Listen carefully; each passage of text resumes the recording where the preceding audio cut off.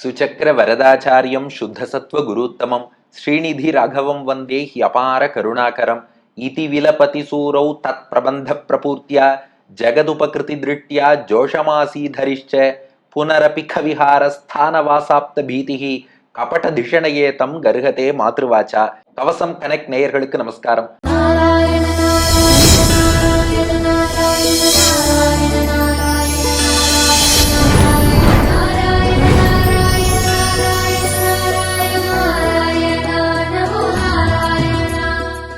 நம்மாழ்வார் அருளிய திருவாய்மொழியின் 7ஆம் பத்து 2ஆம் திருவாய்மொழி திருவரங்கநாதன் விஷயமான கங்குலும் பகலும்னு தொடங்கும் பதிகம். இந்த 10 பாசுரங்களிலே 8வது பாசுரத்தை இன்றைய தினம் நாம் காண உள்ளோம். இந்த மொத்த பதிகத்தின் சாரம் என்னன்னா, நம் புலம்பல்களை எல்லாம் தீர்த்து வைப்பவர் திருவரங்கநாதன். அதுக்கு ஒவ்வொரு பாட்டுல ஒவ்வொரு காரணம் சொல்கிறார் நம்மாழ்வார். இந்த 8வது பாசுரத்திலே அடியார்களுக்கு பலவித உதவிகள் புரிபவர்.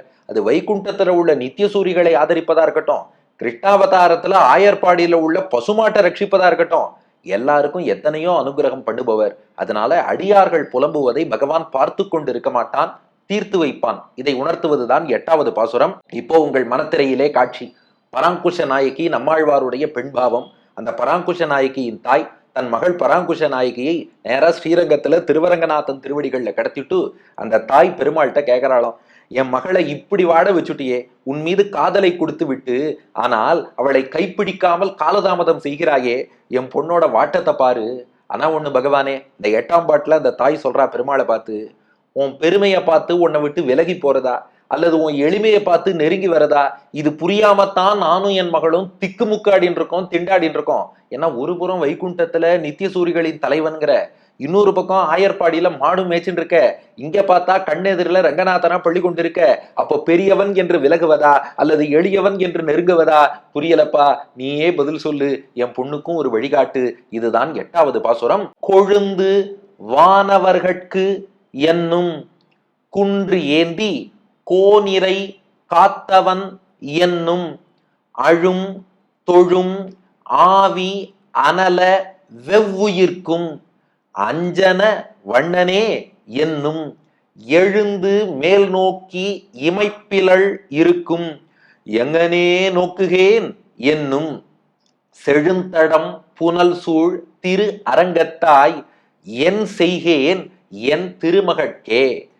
கொழுந்து வானவர்கட்கு என்னும் குன்றேந்தி கோனிரை காத்தவன் என்னும் அழும் தொழும் ஆவி அனல வெவ்வுயிர்க்கும் அஞ்சனவண்ணனே என்னும் எழுந்து மேல் நோக்கி இமைப்பிலள் இருக்கும் எங்கனே நோக்குகேன் என்னும் செழுந்தடம் புனல் சூழ் திருவரங்கத்தாய் என் செய்கேன் என் திருமகட்கே.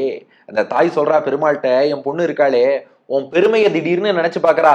கொழுந்து வானவர்கட்கு என்னும், அப்படியே ஜம்பிள் பண்ணிக்கோங்க, வானவர்கட்கு கொழுந்து என்னும். வானவர்கள்னா வைகுண்டத்திலே உள்ள நித்தியசூரிகள்.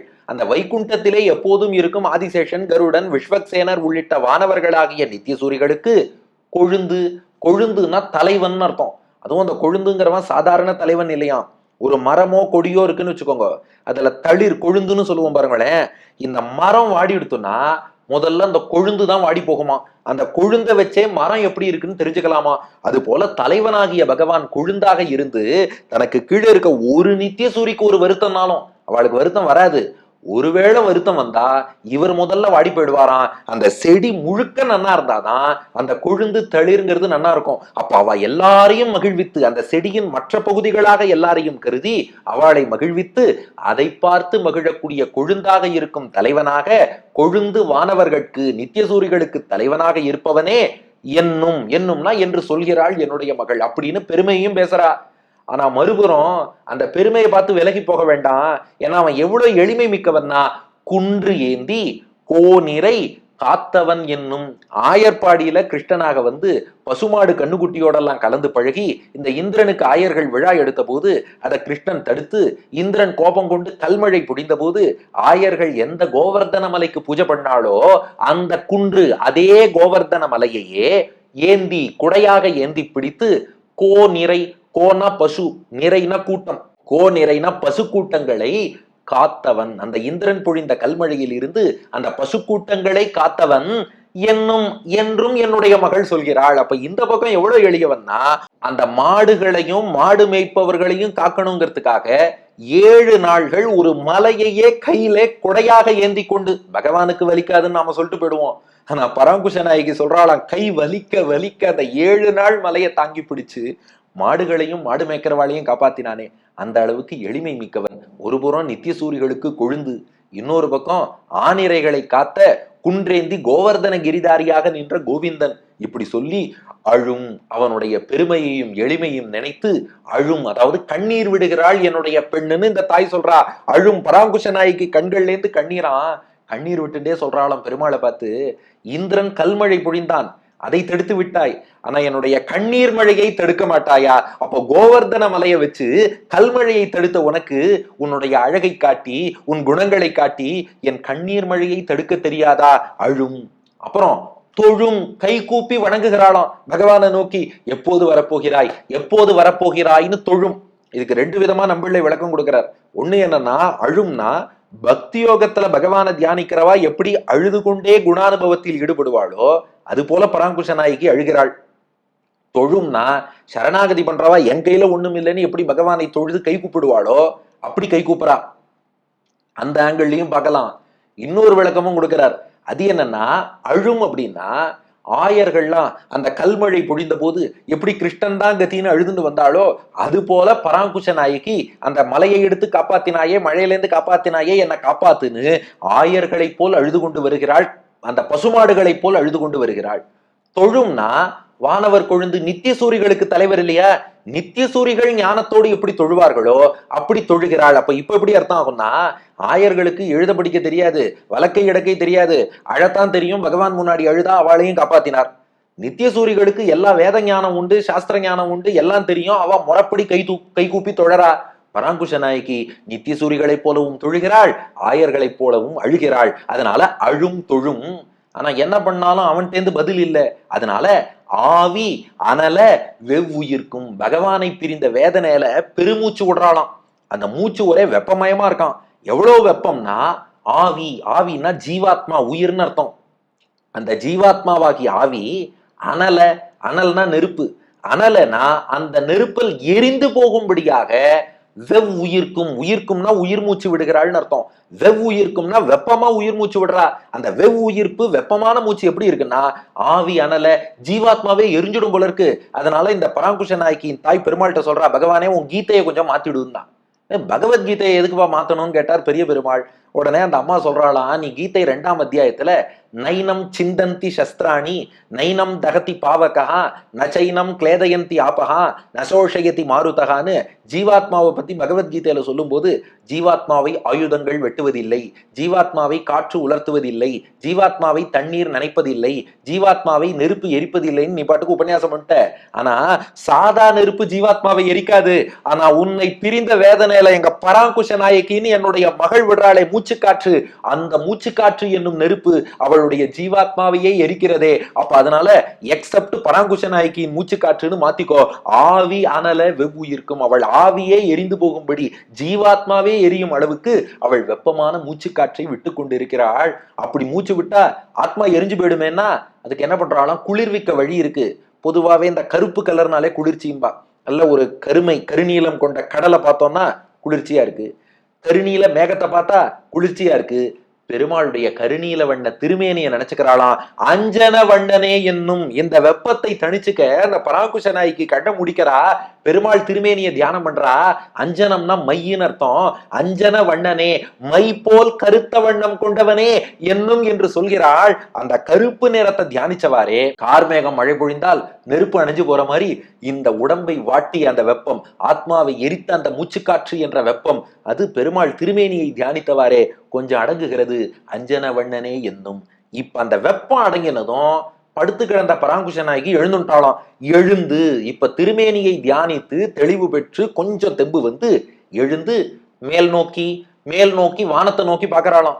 ஏன்னா பெருமாளை இவ்வளவு தூரம் கூப்பிட்டுக்கோங்கும் போது அவர் நிச்சயம் வராம இருக்க மாட்டார், வைகுண்டத்திலேருந்து இறங்கி வருவார், கருட வாகனத்துல வருவார் நம்பி எழுந்து மேல் நோக்கி, எழுந்து நின்று மேல நோக்கி பாக்குறாளாம். அதுவும் எப்படி பாக்குறான்னா, இமைப்பிலள் இருக்கும். இமைப்பிலள்னா கண் இமைக்காமல், இருக்கும்னா பார்த்து கொண்டே இருக்கிறாளாம் கண் இமைக்காமல். ஏன்னா அந்த வாமா மின்னல்ங்கிற மாதிரி பெருமாள் ஒரு மின்னல் போல ஒரு மில்லி செகண்ட் வந்துட்டு போயிட்டாருன்னா நம்ம கண்ணு இமைச்சுட்டு அது மிஸ் ஆயிடும். பகவான் எப்படியும் வருவான்னு நம்பிக்கையாம். அந்த பராங்குஷ நாய்க்கு இந்த நிலையில கூட நம்பிக்கையை இழக்கல. நாமெல்லாம் சும்மா ஒரு பிரார்த்தனை பண்ணிட்டு ஒன்னு அனுகிரகம் பண்ணல விட்டுட்டு போயிடுறோம்.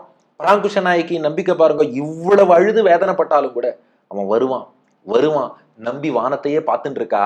இமைப்பிலள் இருக்கும் கண் இமைக்காமல், நான் இமைக்கும் நொடியில அவன் வந்திருப்பான். நான் மிஸ் பண்ணா அது என் தப்பு தானே ஒழிய பகவானை தப்பு சொல்லக்கூடாதுன்னு இமைப்பிலள் இருக்கும் கண் இமைக்காமல் பார்த்துட்டு இருக்கா. ஆனாலும் அவர் வரதா தெரியல. உடனே என்ன நினைச்சுட்டாளாம் பராங்குஷ நாய்க்கு, இவ்வளவு அழக்கூடிய இந்த காதலியை குறித்து பெருமாள் வராம இருக்க மாட்டார், பின்னாடியில இருந்து வரார் போல இருக்கு. ஏன்னா அந்த காதலர்கள் இருக்கா பாருங்க, அவளுக்கு காதலியை முன்பக்கம், இது அகத்துறை விஷயம், நான் உடனே ஏதோ லௌகிகமா சொல்றேன்னு தயவு செஞ்சு நினைக்க வேண்டாம். இது நம்மள ஈட்டுல சாய்ச்ச விஷயம். இந்த காதலர்கள் காதலியை முன்னாடி வந்து அணைப்பதை விட பின்பக்கத்தால வந்து அணைச்சுண்டா அது அந்த காதலிக்கு ஆனந்தமா இருக்குமா. ஓ, பெரிய பெருமாளே ரங்கநாதா, எனக்கு புரிஞ்சுடுத்து, என்ன பின்னாடியால வந்து அணைச்சுக்கணும்னு ஆசைப்படுற, அதனாலதான் நான் எந்த பக்கம் திரும்பினாலும் நீ முகம் காட்டாம எனக்கு பின்னாடி போயிட்டே இருக்க.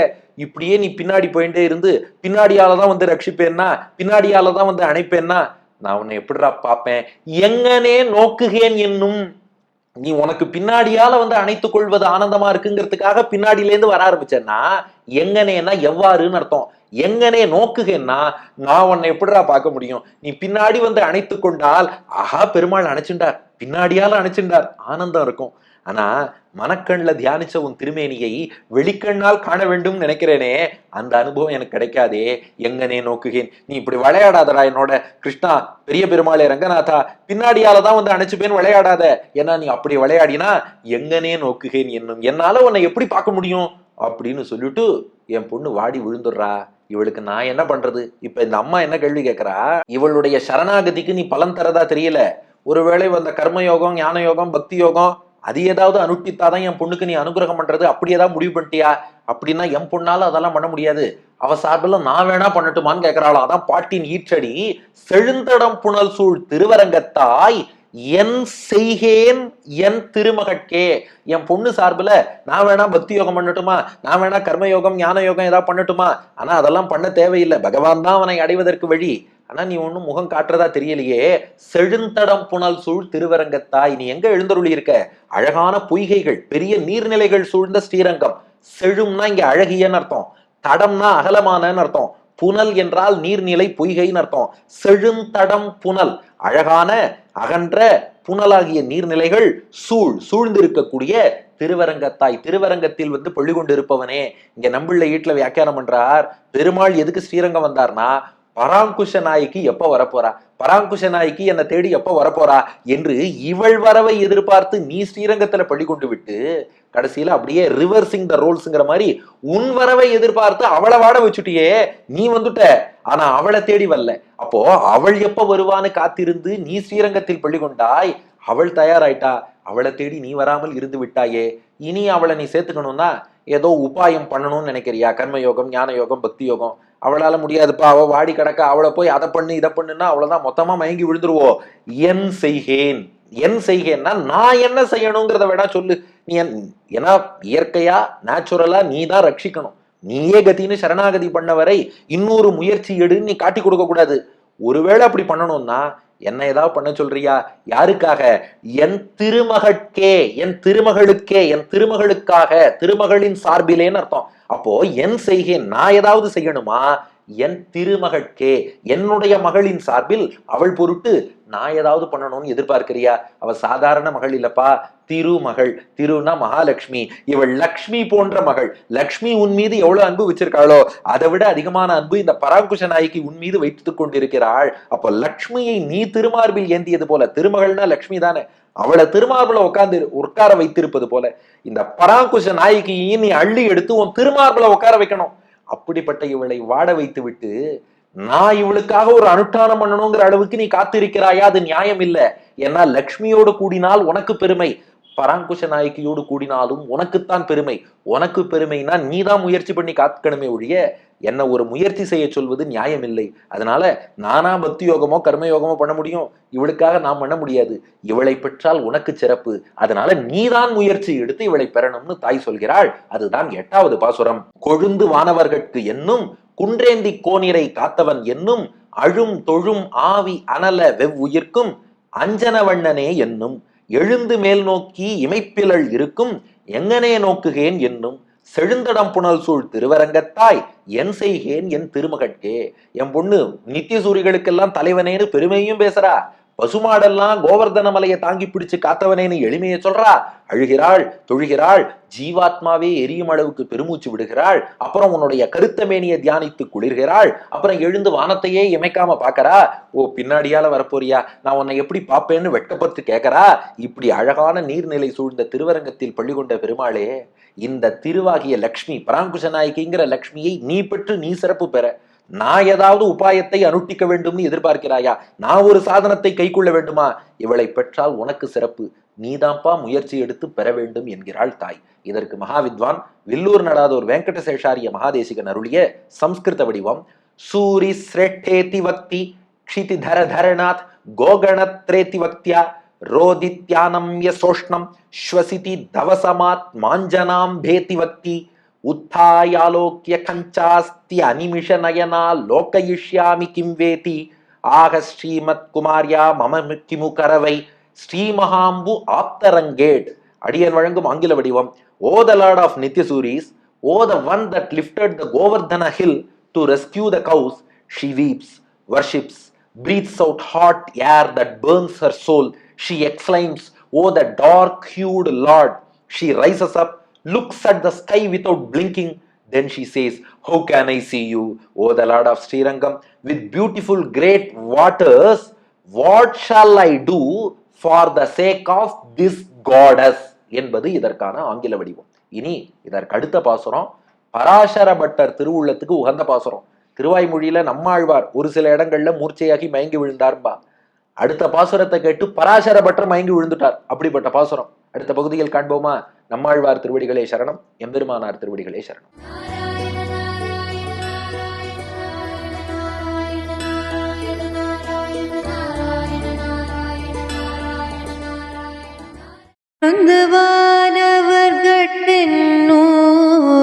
குன்றேதே கோனிரை காத்தவன் என்னும் அழும் தொழும் ஆவியனல எவ்வுயிர்க்கும் அஞ்சன வண்ணனே என்னும் கொழுந்து வானவர்கட்கென்னும்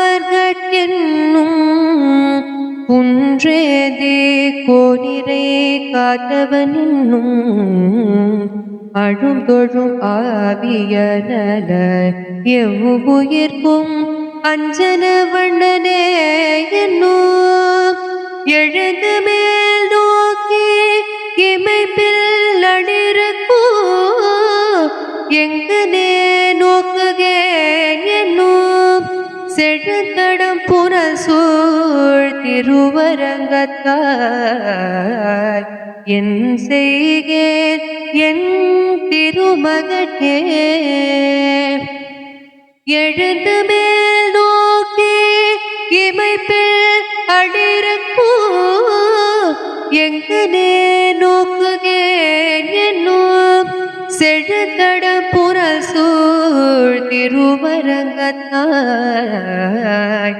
என் செய்கேன் என் திருமகட்கே.